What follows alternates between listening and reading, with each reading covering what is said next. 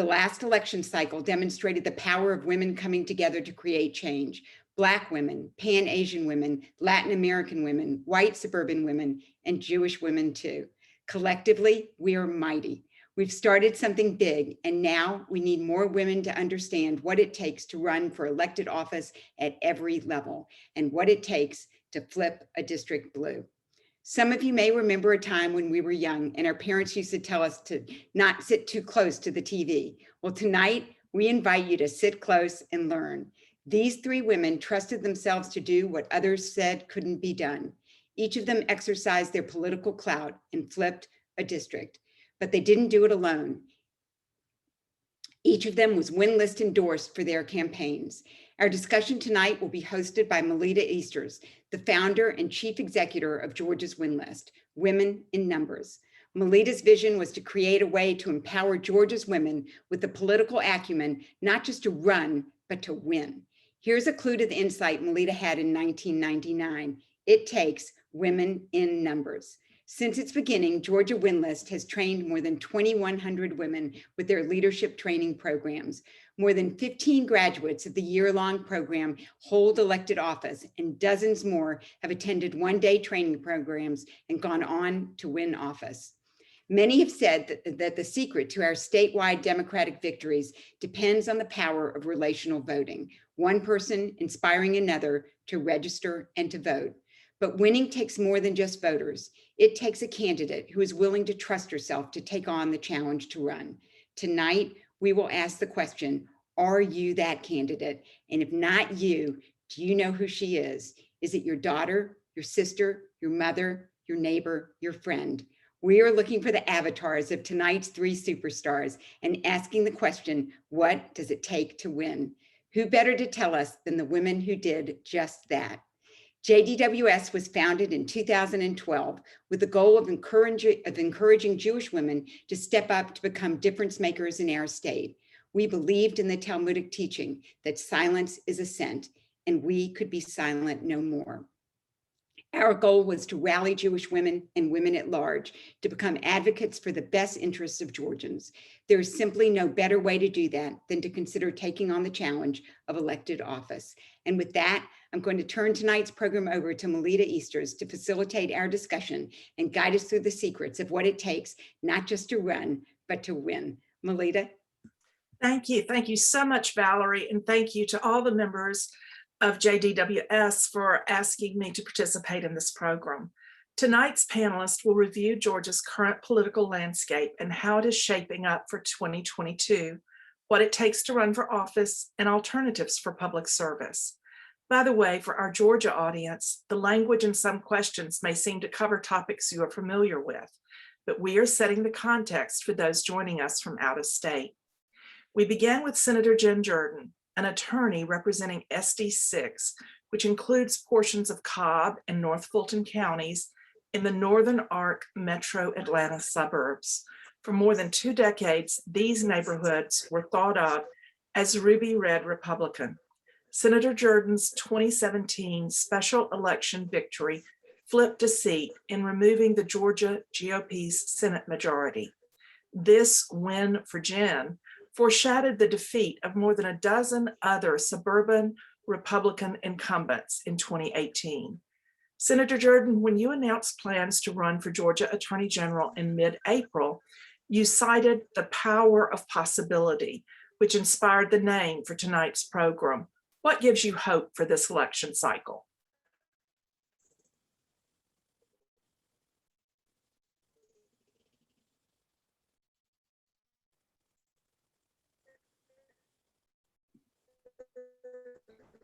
Jen, we're having connection difficulties with you. We can't hear you.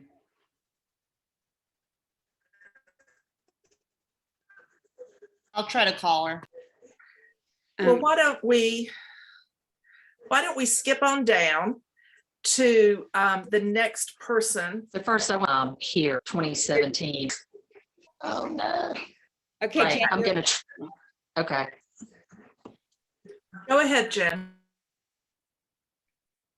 No. Can you hear me or not? Okay. All right. So, sorry, y'all. with respect to 2017, I kind of want to talk about what started all of that. After November of 2016, I think every probably person on this Zoom was pretty devastated.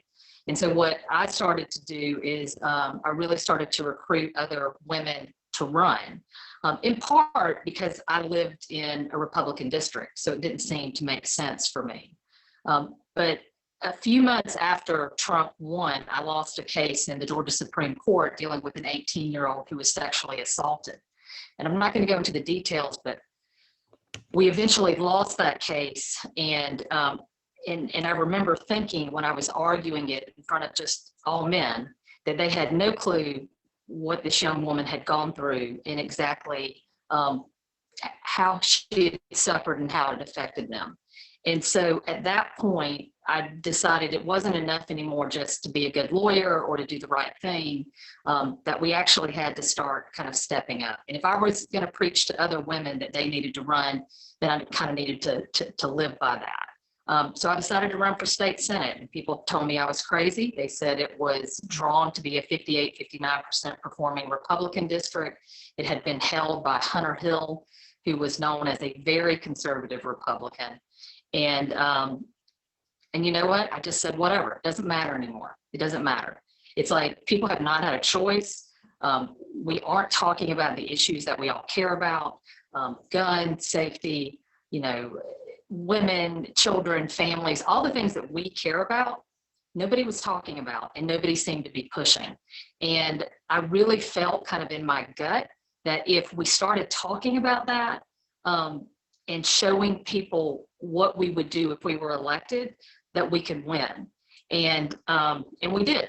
And we were the very first flip. And I like to say that we were the canary in the coal mine, because I think it really was indicative of something bigger happening here. And I think it's only continued. And so when I think about 22, that's why I'm excited, because every cycle, we're adding a little bit more, we're doing a little bit more, and we're winning more, right? That's what we're doing, we're winning more. And so when I talk about the power of possibility too, I mean, all you have to do is look at Senator Warnock or Senator Ossoff, see what they've already been able to achieve just because we elected Democrats. I mean, it has a real impact on people's lives. So now we know we can do it. And now we just need to do it again in 22, and we need to do it better, and we need to have women running up and down the ticket. I just really believe that is actually, that's actually the way to win. Thank you so much. I want to note we have time set aside to ask our panelists viewer-submitted questions. Please submit your questions via the Zoom chat feature or as a Facebook Live comment. The first question comes to Senator Jordan from her fellow attorney, Libby Gazansky. She asked why now is the right time for you to run for Attorney General and how you will approach this important job. So I've been practicing attorney for about 20 years, and I do trial work. And really what I do is I stand up for individuals against powerful interests. That's what I've done my entire career. I think after what we've seen through the Trump years in terms of kind of tearing down institutions and also going after people's constitutional rights. I mean, we've seen it here in Georgia with the heartbeat bill in terms of choice. We've seen it with the right to vote after SB 202. I mean, it's like there is an assault every single day on just our basic rights. And so in terms of the Attorney General in the state of Georgia, that person is supposed to be the people's lawyer, the people of Georgia's lawyer. And so the way that I look at it is now more important than ever that we actually have somebody who can stand up and fight and actually try to protect the people, versus just kind of going along and getting along in terms of some kind of partisan way with respect to the Republican governor or the president or whatever. So I think right now we need somebody who's willing to kind of stand in the breach and actually stand up for the people. So I think that's why it's more important. And I think specifically with respect to why is 22 the time, it's because demographically we've changed. We've had the money put into the infrastructure, and Georgia's hot right now. I've had more national groups reach out to me, national donors reach out. Y'all, we used to couldn't get anybody to pay attention to this state. And now it is like we are first on the list. And so it has to happen. It's going to happen. And 22 is the time for it to happen. And you know what? I think I'm the right person, and I think it's the right time. Thank you so much. And you are the right person, and it is the right time. Representative Dr. Jasmine Clark is an epidemiologist and nursing professor who flipped a Gwinnett County House seat in 2018 as part of the wave which turned 3 Metro Atlanta legislative delegations blue for the first time in decades. You ran after chairing an Atlanta Science March in 2017. Tell us why 2018 was a good time for you to run, and update us on the continuing wins for Gwinnett Democrats in 2020. What made these campaigns successful? First, thank you to everyone for the invitation to speak tonight. I'm really excited. You know, I ran in 2018 on a platform of bringing a science voice to Georgia. And I can honestly say that even when I was running, you know, I hoped that my science voice would be helpful. I hope that I would be, you know, add a value to the Georgia State Legislature. That was the reason why I ran in the first place. And so, you know, when I got elected in 2018, I definitely, you know, felt like I needed to find my niche, you know, find how exactly does that science voice fit and what was really pretty much, you know, the good old boys club. Most of the people there did not have a science background. So, you know, when I ran in 2018, it really was a response, if I'm being completely honest. It was a response to Trump, and it was a response to Trump's anti-intellectualism, anti-science, anti-facts, honestly, if we're being really honest. He just was like an enemy to facts, data, science, you know, all of the things that are really important when you're making decisions. And so, you know, after, you know, really talking with my friends, not just my friends, talking with my family about it, as well as my friends, I decided to go ahead and put myself out there and decided to run for office. You know, when you run for something as more of a non-traditional candidate, and especially when you win, there's always this little voice in your head that says, you know, did I make the right decision? Do I belong? And I very quickly figured out with the heartbeat bill that I definitely had a place in that place. They needed to hear from me. They needed someone that was going to call them out for their lies, because that's what they were doing. They were literally lying, and no one was calling them out. Not because they didn't, you know, they wanted them to get away with the lies, but a lot of the lies were so insidious that people didn't realize what they were.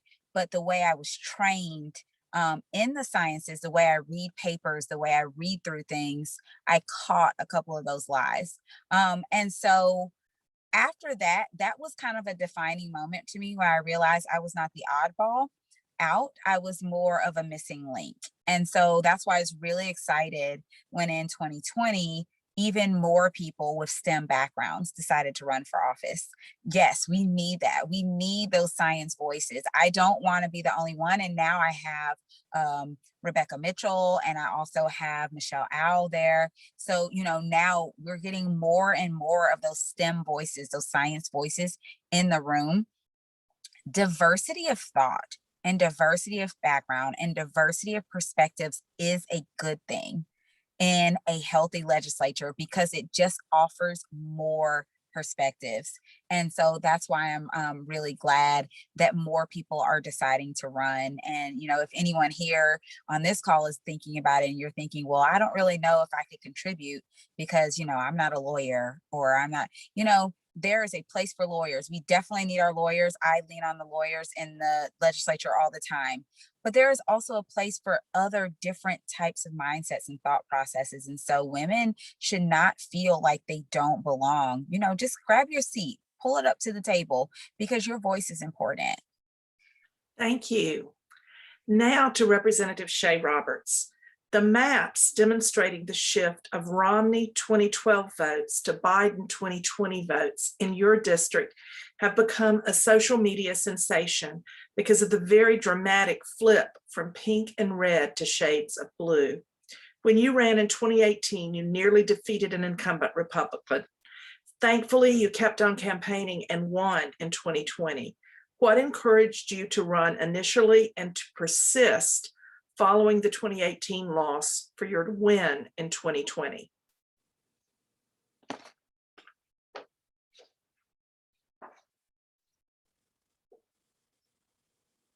Okay. Sorry. Hi, everyone. Thank you so much for having me. Thank you, Melita. Well, like many of us, you know, I woke up in November 2016 and I was horrified at who our country had elected. And for months, I was traumatized by the news. Sometime in January 2018, my best friend from law school forwarded a post where advocacy groups were recruiting for my district because Trump had only gotten 48% of the vote in 2016. So we knew it was purple. And she said, you know, that's your district, you could run. And I literally remember laughing out loud, but she planted that seed in the back of my head. And then probably a couple of weeks later, my daughter came home from middle school describing to me for the first time an active shooter drill at her school, having to climb on a shelf in the instrument closet in her music room. And she just said, I sat in the dark forever, Mom. And I felt nauseous listening to her. And then not 2 weeks later, I found myself crying on the sofa, watching the events of the Parkland shooting unfold. And of course, I know we were all horrified and heartbroken, but I was also really mad because I realized that it had been almost 4 years since we saw babies being killed at Sandy Hook and not a damn thing had changed. And I decided right then that screaming at my TV was no longer enough. And I announced my candidacy early March. I was the first Democrat to run in my district since 2004. And while I wasn't unfamiliar with politics, because I'm a zoning attorney by trade, so I essentially lobby for neighborhood groups, small builders, developers, but at the local level, I was a very green candidate. Both of my colleagues on this panel know that. And I jumped in with both feet, hired staff and got to work. And we did work. We knocked doors 6 days a week from June until Election Day. And I should tell you, my opponent grew up in Sandy Springs, went to our local high school, raised her kids there, and was beloved in the community. So she added a whole extra level of difficulty to trying to beat an incumbent in a purple district. We came up short by about 1,200 votes, which of course was disappointing. I wasn't sure whether I would run again, but I spent a lot of time down at the 2019 session, specifically watching two major bills. The one where we adopted our new voting machines, and that's where my passion for election issues really started and has continued. And then also the anti-abortion bill. And I will tell you, I know all the women on this call remember that really dark day. And I knew right then that I would take my last breath fighting to make sure that my daughters never had to worry about politicians being in their doctor's appointments. And I also thought about it as a teaching moment for my kids because they had watched me work really hard the first time. And then they watched me fail. And so I felt like this was an opportunity to show them what it's like to pick yourself back up again and fight harder. And I just prayed the outcome would be positive. And luckily it was. I won by 377 votes in 2020. And I am so incredibly honored to serve my community. I will let y'all know, some of you know about this. My opponent is not going down without a continued fight. Since the election was certified in late November, she has been participating with the Trump Stop the Stealers. They have filed suit in Superior Court contesting my election. And the lawyers that are involved are all the usual suspects that you've read about in the paper. And the claims are baseless, just like the other lawsuits that were dismissed. And luckily, the judge agreed and dismissed the case on April 22nd. I hope that would be the end of it, but they have now filed an appeal to the Georgia Supreme Court this past Friday. I have every confidence in my legal team and know this case is going to be behind us soon. I haven't been very public about it prior to now because I wanted to focus on doing my job at my first session. And so just know that I'm not going to stop fighting this assault, frankly, on our democracy, because we deserve the leaders we chose. And if you want more information about the suit, I'm happy to put my contact information in the chat. So feel free to reach out anytime, but I'm going to keep fighting the fight. Well, we're happy to have you fighting that fight, and we know that you know how to persist. So we wish you well in the lawsuit. Thank you. Senator Jordan was part of the inaugural Win Leadership Academy class in 2012.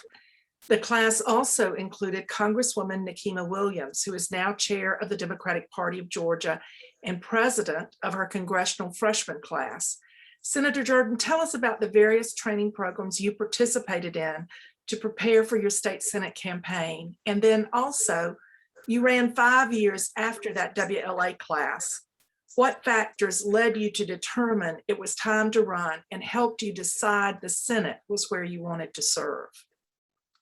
So it's interesting because I think that WinList was really the only group on the ground actually doing trainings at the time. I mean, you could do national stuff in terms of Emily's List or whatever, but when y'all did the WLA at first, y'all were basically the only game in town. And part of it was because that people weren't running as Democrats because there really weren't opportunities to run as Democrats. And then also women have a real issue in terms of saying, I'm going to step up and I'm going to run, or at least they used to. After 2016, things kind of changed a little bit. But some of the things, the reason there was a gap is because of children and career and life. And the reality is we all have to deal with that. Like, we're moms, when you have little kids, you have to make a determination if it makes sense for you to go run for office where you have to be out every night, knocking on doors or whatever you're doing. And we're at different places in our careers too. And so people like to say, women can have it all, and they can, but sometimes they can't have it all at the same time. And it's one of the things that when women decide to run, they really have to do it in full partnership with their families, because it impacts every single person in the household. And it's hard. It is super hard. It's hard to kind of, people yell at you, people, say ugly things about you on social media. They do all this stuff. And it's one of those things that when you come home at night, you have to know kind of like you're coming home, and you're coming home to people that support you. So I think women have a very different thought process when it comes to running. But now there are tons of trainings. And now because of Zoom and the like, women have access to any number of groups. Emily's List, Emerge. I mean, y'all are still doing WLA. I mean, if you want to know how to do something or how to learn how to campaign, there is a group that you can plug into to teach you that. And it's really important almost to have kind of that sisterhood too, because sometimes you just want to call somebody up and say, is this right? Like, this doesn't feel right. This doesn't look right. Or what are you doing here? Or how are you raising money? Or are you knocking doors? Or can you just tell me somebody to hire? It's that kind of real nuts and bolts stuff that you really do need kind of your friends. Shay, Jasmine, they know this. Like, we all talk to each other probably a lot more than we talk to anybody else. And really, women do support each other, and women electeds and candidates really do try to lift each other up. And that's why it is a very special kind of relationship too, because man, we are we're in it together, I'll tell you that much. So, but yeah, there's tons of things people can do if they're interested. Well, thank you so much. And that is one of the most gratifying things about WinList is seeing how the Win Sisterhood has nurtured those coming along. Representative Clark, how did you prepare to run for office and what factors governed your decision? And then of equal importance, how did you begin to build your campaign team after you decided to run? So preparing to run for office for me probably looks different than it did for some others, and that my decision to run for office was very quick. I ran the Atlanta March for Science. And then after I ran the Atlanta March for Science, I joined the Georgia Alliance for Social Justice. And I was really in activism spaces. And it really wasn't until there was a spreadsheet going around that showed all the uncontested races in Georgia. And I realized that my state seat was being uncontested, and that it was a very flippable seat. And, this is that moment of reckoning where you're like, I feel like this is a sign. I've been doing these things. I've been in this. And now I feel like something is calling on me to run. And so preparing to run for office for me, I kind of put my name on the ballot first and then did trainings and, then really reached out to others who had run for office. I reached out to my county party for support.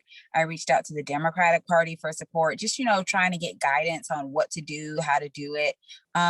There were elected officials like Renita Shannon and others, Brenda Lopez Romero, and a few others that sat down and met with me to talk me through their experiences campaigning. And so I probably went about this definitely in a manner that was not as easy as it could have been, but I learned a lot along the way. I met a lot of awesome people, and I feel like I have really had the opportunity to do this from the ground up. One thing I can say, and Senator Jordan brought this up, and it's so true. Your family is so involved in this process. And so, I was running for office as a single mom. I have a daughter. She's 12 now, but at the time that I was running, she was 10. So young daughter. And pretty much every event that I went to, every canvassing that I did, my daughter was right there with me. Every now and then she would throw on a blazer and grab a clipboard and she would ask people if they want to volunteer for her mom. She was the kind of person that would say, if people say, oh, well, I don't live in your mom's district, she would say, that's okay. You can still donate, or you don't have to live in the district to make phone calls. Like, she was on it. So I realized that, she's watching me and she's paying attention to me. And as you all can see, I do apologize for my very unprofessional background, but my car is literally my second office, because now I'm pretty much following her around everywhere she goes, because she has a super busy life where I am sitting in the car waiting for her to be done with track practice. But, I think when it comes to campaigning, it's a process that's going to involve your entire family, whether you want it to or not, because if you're used to cooking all the time, hey, get used to going to receptions, and then you got to figure out dinner for the family, things like that, especially when it was just me and my daughter.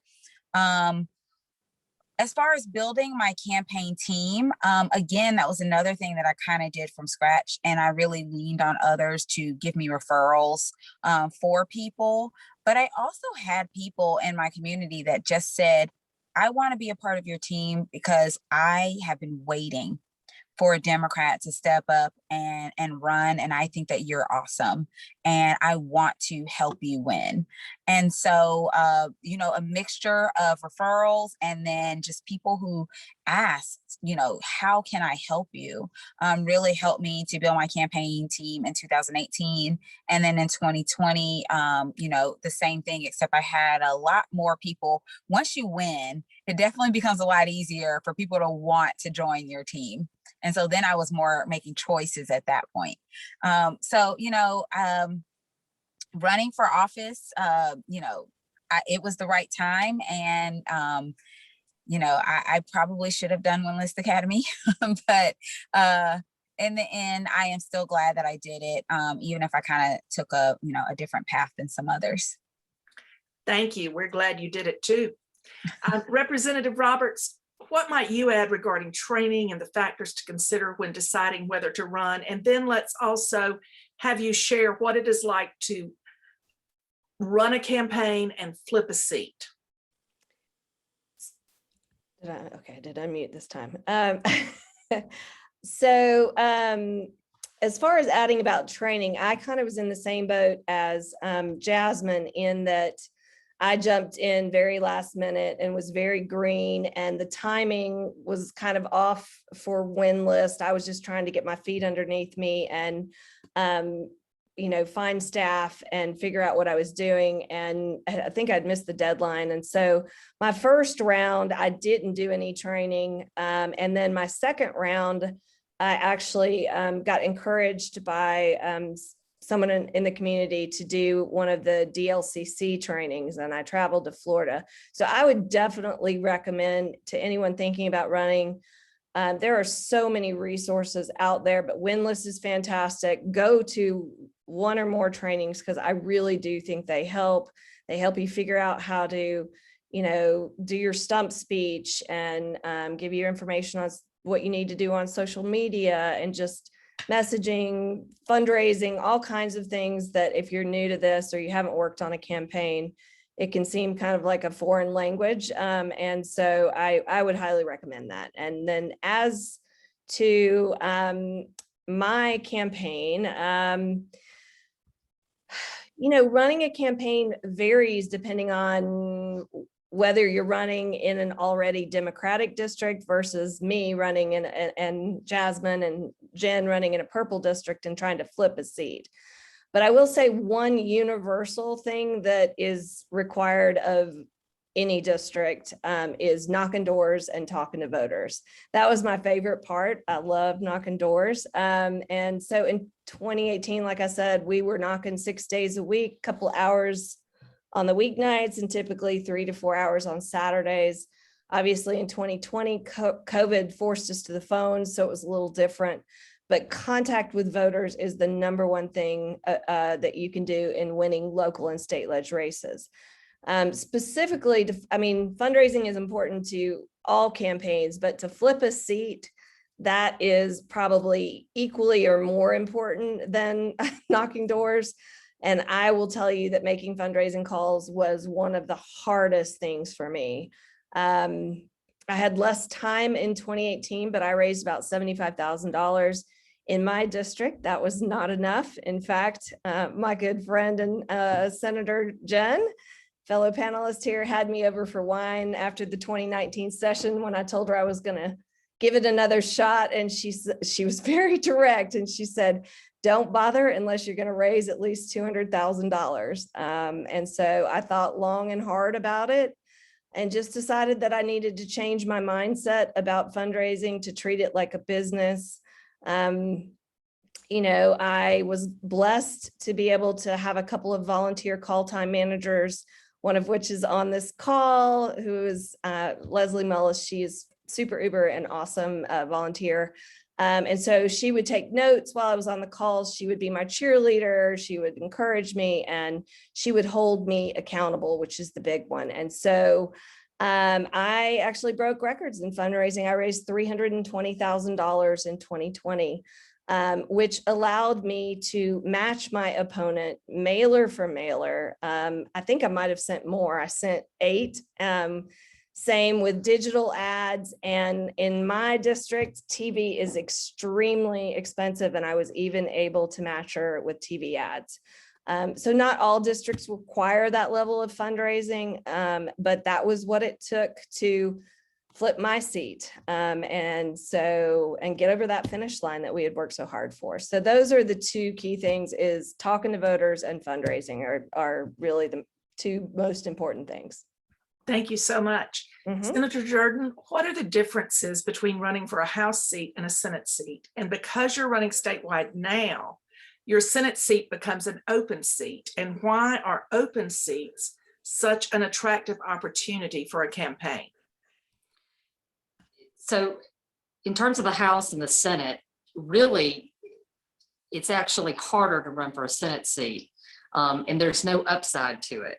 So a House member or a Senate member, we have to run every 2 years. We get paid the same thing. The only difference is I represent 200,000 people, Shay represents 50,000. So you can imagine when you're campaigning and you're talking about kind of the per voter cost in terms of the money you have to raise to actually communicate to voters, it is way higher in a Senate seat. And so I think every one of my races, I raised and spent $400,000 to $500,000, which was really unheard of previously, especially for Democrats. But that is the way you win.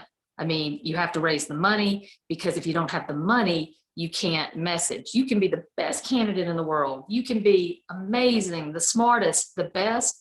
But if you can't get to the voters and communicate that, it doesn't matter. It's like a tree falling in the wood.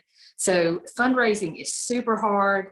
I hate it. I hate it. I hate it every single day. But it is the only way that you can actually get to the point where you can talk to voters effectively. And the bigger the district, which now if it's a statewide, obviously then exponentially it pushes up kind of the money needed to be able to effectively communicate. So why is it good for open seats? It's because an incumbent has name ID, they've run before, they have fundraising connections. So they already kind of have a campaign in a box that they can kind of pop open, right? They've got a record, all of this stuff. So when you're a challenger, you have to push against that, which then also makes it more expensive and harder. I mean, Shay worked her butt off for the last few years. And so because of that, she won, right? But it wasn't easy at all. I mean, knocking off an incumbent is really hard. That's why open seats are something that people really eye, because nobody comes in with the benefits of incumbency, the benefits of name recognition. And in terms of redistricting, anybody who's looking at running in my seat, and I hope all of you are looking at it, everybody needs to keep their head down until the lines are drawn. Because if you're a super good candidate and you're like, look at me, I'm gonna run, I'm a super good candidate, I'm a Democrat. The Senator Cowser is going to come in and he's going to draw you out of the district. So we have to be very strategic about how we go about recruiting for this. I don't know what my district's going to look like. I don't know who's going to be in it and who's not. If you're interested, come to me and let's start talking about kind of building the apparatus. But let's kind of do it all on the down low, because we don't want to give Republicans the benefit of being able to cut people out of the process before it even starts. Very, very true. And that is the same advice we are giving others for open seats, because we don't want to let them know who's going to pop up to run for these seats. I want it to be like a whack-a-mole game.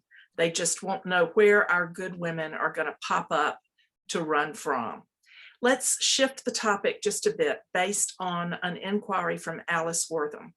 There are many ways to serve your community on the local level, and we're running a little bit behind. So Representative Roberts, could you tell us about some of these opportunities for local elected service, and especially what's going on in Sandy Springs this November?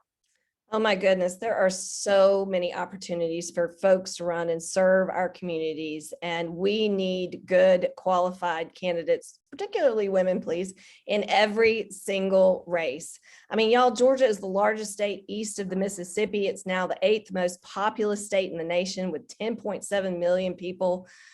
We've got 159 counties, 538 cities and towns, and that means thousands of municipal posts, 3,830 county commission seats, school board seats, sheriff's, tax commissioners. And guess what? Roughly half of the municipal contests are on the ballot this November. And I know I've personally been looking for great candidates in my city who I would like to collaborate with. One of them is on the call, and my super Uber volunteer, Leslie Mullis, is already announced. I'm so excited. So y'all give her lots of support because she's amazing.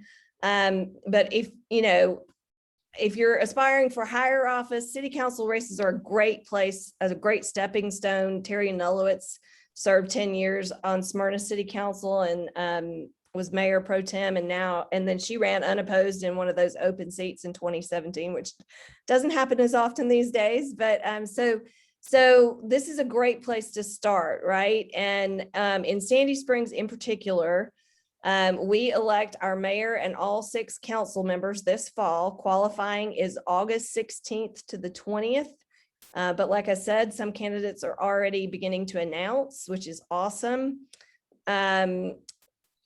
And really, for so long, we haven't had many contested races. In 2017, we had 1 contested seat. Tibby DiGiulio has been in his seat since the city was incorporated in 2005. And in 2013, when there were contests for mayor and 5 of the city council seats, fewer than 10,000 people voted. Believe me and my progressive Sandy Springs folks like Mary Barron on the call and all of us are not going to let that happen again. We know that people vote in greater numbers when they feel they have a choice in the process. Competition energizes voters, and we are working hard to have challengers in every seat so that our community has good options. If you're in other North Fulton cities with elections this fall, Alpharetta has 3 council member seats, and Johns Creek has a mayor's race and 3 council members on the ballot as well. So please, please, please, we want lots of good female, preferably candidates running in these seats. Well, when women run, women win. It's true. And women in numbers vote for women. Representative Clark, if you could briefly mention any of the municipal elections in Gwinnett County this fall, but also could you please address the non-elected boards and commissions briefly, which are crucial to the smooth operation of local government. And in particular, Syra Draper asked about the importance of county election boards. Absolutely. So like in most of Georgia, there are going to be some municipal elections. There will be mayoral elections and in some of our cities, and city council elections in all of our cities. So we have 16 cities in Gwinnett County. So there's plenty of opportunities in Gwinnett to put your name on a ballot at the city level. And I always say the city level is probably one of the most important levels because it's the one that directly impacts your day-to-day life. And so these are really important roles. But when it comes to non-elected positions, there are also lots of different boards and committees and authorities that people can petition to be on as well. A lot of these boards and authorities and things like that, they're appointed. So you don't have to go through an election process, but usually it does involve kind of like a letter writing campaign to whoever is doing the appointing. There are actually state level appointed boards. There are and then there are local appointed boards. So in Gwinnett County, we have several of these boards, Citizens Advisory Board, the Airport Authority. We have lots of different boards. So, you know, go to your county website or your city website and see what opportunities there might be for you to get on some of these boards, because these positions are important. They're making important decisions as well. And a lot of people don't even know that they exist. And so that is something that we need to make sure that we have progressive voices and Democrats on these boards as well. When it comes to elections boards, we've seen quite a bit of upheaval in the legislature surrounding elections boards, but the elections boards are very important. If the last election is any indication, we really have to be vigilant about who's on these boards and what these boards are doing. Most of the boards in at least in the metro area are bipartisan boards. They're going to have both Democrats and Republicans on the board. A lot of times these are appointed by the different county parties. And then there's usually a fifth member who is either going to be appointed by someone in the local governing authority. In Gwinnett County, that fifth person is actually selected by the other four members. There's different ways. Each county election board is set up a little bit different. But they are making some very important decisions. These boards vote on things like election schedules, early voting schedules. They actually vote on which provisional ballots get accepted and which ones don't. They're making very, very important decisions. And so if you have the opportunity, reach out to your county party and ask them how you can be involved or be considered to get on an election board if that is possible.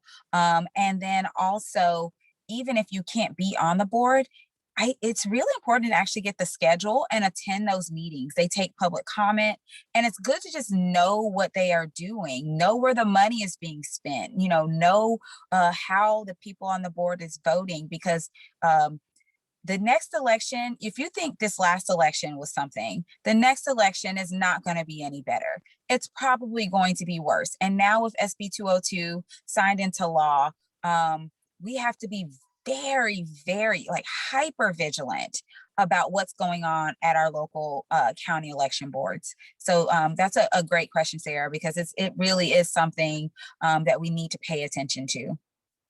Thank you. We're going to begin to wind down tonight's discussion by asking each of our panelists to share the best piece of advice they received about either running for office or serving as an elected official. We'll begin with Representative Roberts. So I can be quick for both of those. Running, I think the best thing somebody told me was to be genuine because, right now in this climate of no public trust, the best thing that you can do is be yourself and be genuine, and people will react to that and they will trust you right off the bat. Elected, I was told to do a lot of listening. And I think that's really, really key, especially your first session, because there's a lot to learn. And if you're talking too much and not listening, that doesn't work so good. Thank you so much. Representative Clark, your response to the same question. I would say some of the best advice I got was to not try to dim my light in order to make people comfortable. When I first decided to run for office, I didn't even tell people I had a PhD because I was too afraid that I would come off as elitist. And very quickly people were like, stop doing that. Stop trying to, to make yourself small. Be who you are, as Shay said. And as an elected official, some of the best advice I've gotten is to be consistent and be persistent.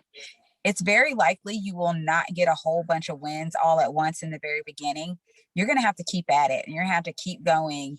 And, it's sometimes some bills get reintroduced multiple times before they even first get a hearing. So don't get discouraged because your bill didn't get a hearing. Just keep at it, keep pushing. If you're doing the right thing, eventually someone will pick it up. And then if we get the right people in office, it definitely will get picked up. Thank you. Now, before we give Senator Jordan the last word to close out this part of the program, I want to thank all three of you, both for your participation tonight and your selfless public service year-round. I hope viewers have found the program interesting. Please do think about running for office and consider this a formal ask. Feel free to call me if you have questions about running for office. I love working to help women find their best path for public service. It's great to work with these three outstanding women and the other 42 legislators who currently serve as WinList endorsed women. Now, Senator Jordan, please close out this portion of the program by sharing the best advice you received about running for office and public service. So I think it's the same. I think for me, it's been, you've got to push through the fear and you have to be brave.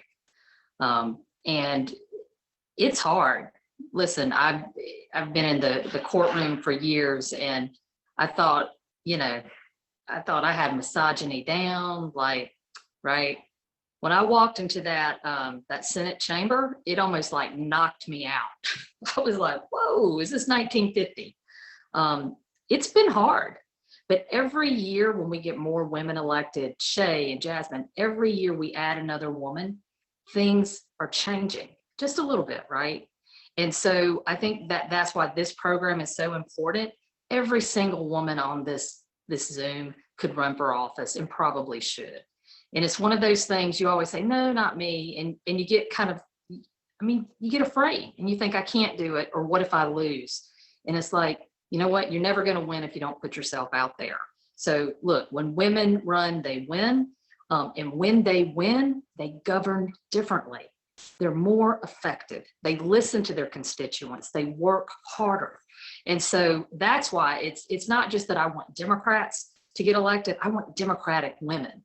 I want we're almost at a point where every senator in our caucus, Democratic caucus in the Senate, could be a woman. It could be an all-woman caucus. That is how we're kind of growing our numbers. So every person on here, think about it. It's hard, but it'll be the best thing you've ever done. And listen, we need you. Thank you, Jen. And thank you to our wonderful legislators for inspiring us in too many ways to count. You awe me. I could do this all night long. And thank you to Melita for the very important role you bring to our state in training and inspiring those who inspire us. And we are inspired. Thank you to our listeners for joining us this evening. Baratunde Thurston has suggested that today's times require that the word citizen should no longer be considered as simply a noun. Citizen must also now be a verb. Our challenge is to citizen together, and that means that we as voters must enlarge our attention beyond our own legislative districts. We are all citizens. Well, actually, we're not all citizens of the state of Georgia because we have many people on this call from outside of Georgia, but we're all citizens of a state. Having heard these three remarkable women, we remind you, regardless of where you live, to please consider adopting a district in need of your support, especially if your own district is securely blue.